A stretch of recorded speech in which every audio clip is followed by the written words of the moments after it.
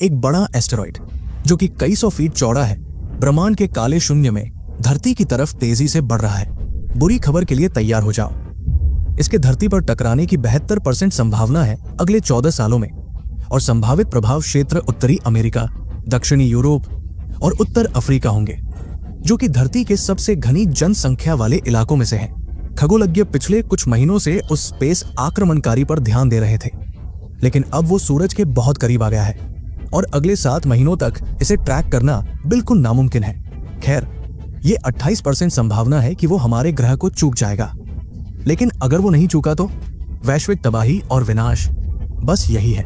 हजारों जिंदगी गई, अरबों खरबों डॉलर का नुकसान, कई प्रजातियां इस धरती से मिटा दी गई, शहर और कस्बे बर्बाद हो गए, खेत और जंगल तबाह।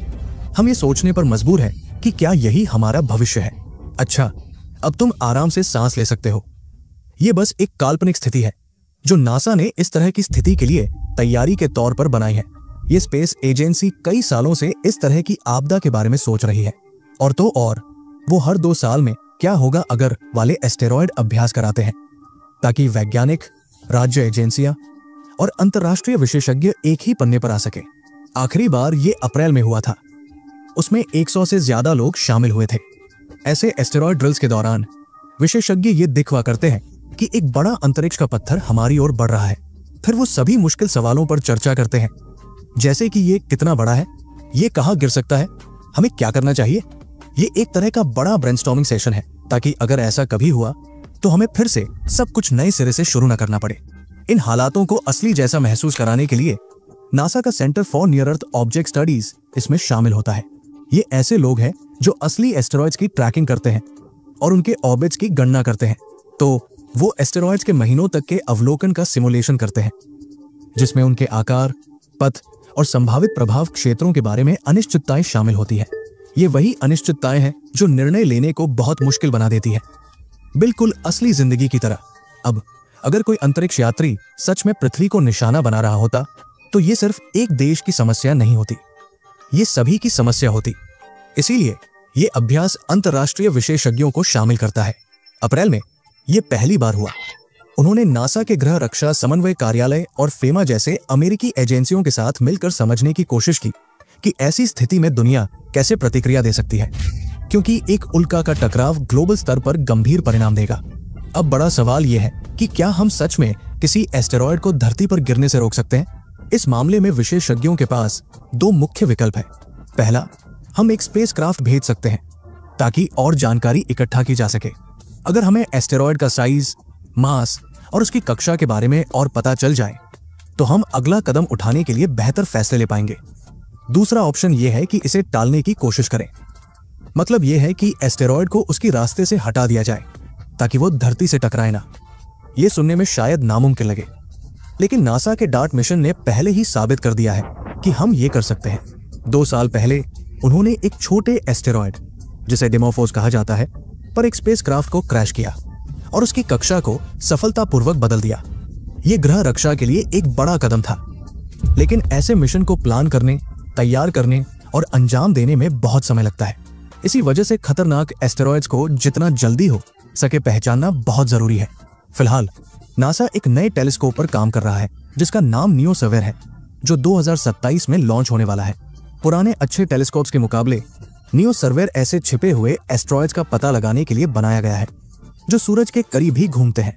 इससे हमें पहले से ही कार्रवाई करने और किसी एस्टेरॉयड को खतरा बनने से पहले रोकने का बेहतर मौका मिलेगा। अगर आपको अभी भी लगता है कि एक एस्टेरॉयड का टकराव कोई साइंस फिक्शन की बात है और ये खतरा असली नहीं है, तो सुनिए ये।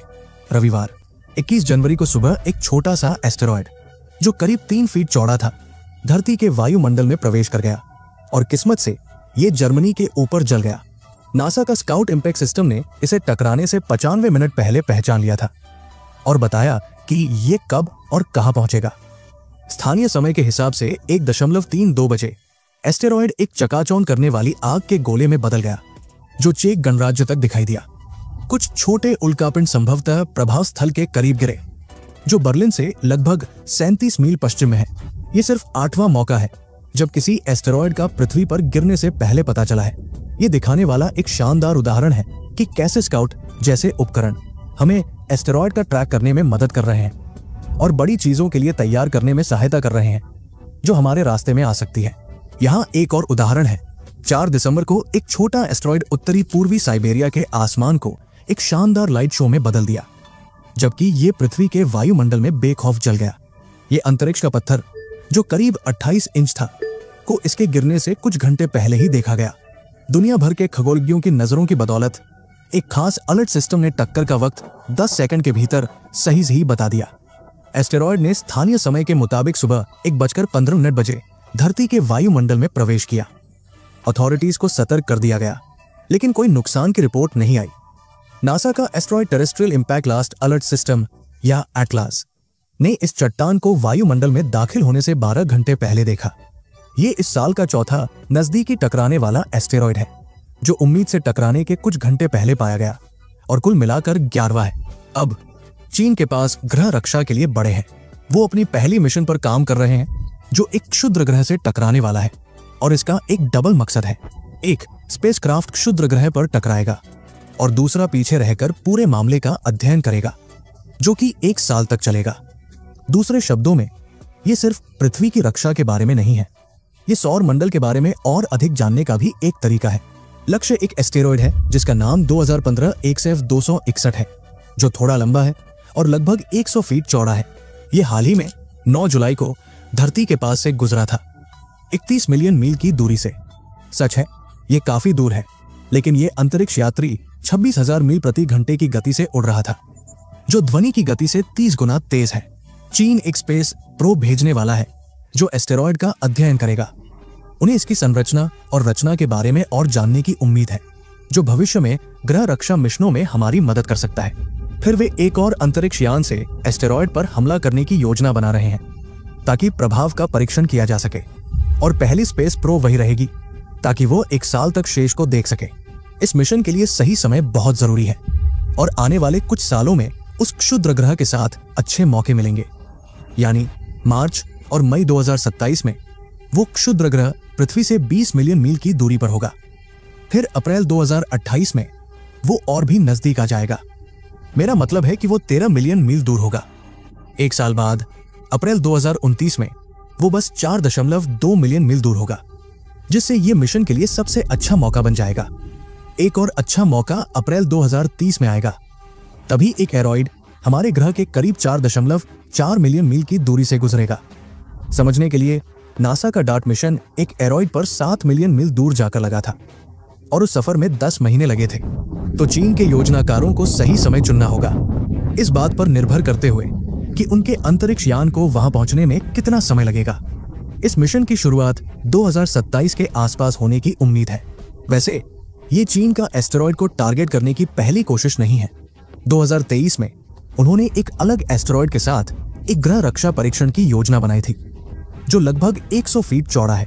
ये साफ नहीं है कि उन्होंने मौजूदा विकल्प पर क्यों स्विच किया, शायद इसलिए कि समय और बेहतर कारगर हो गया है। ज्यादातर उल्का पिंड लगभग 4.6 अरब साल पुरानी समय की कैप्सूल है, जब सौर प्रणाली अभी बन रही थी। इनका अध्ययन करने से हमें ये जानने में मदद मिल सकती है कि ग्रह, जिसमें पृथ्वी भी शामिल है, कैसे बने। तो चीन कुछ ऐसा कर रहा है जो ग्रहों की रक्षा और शुद्ध अंतरिक्ष विज्ञान को जोड़ता है। वे निश्चित रूप से अंतरिक्ष अन्वेषण में बड़ा कदम उठा रहे हैं। आज के लिए बस इतना ही। अगर वीडियो पसंद आई तो कमेंट करके बताएं और इसे लाइक करें और शेयर करें। आपने चैनल सब्सक्राइब नहीं किया है तो अभी सब्सक्राइब करें।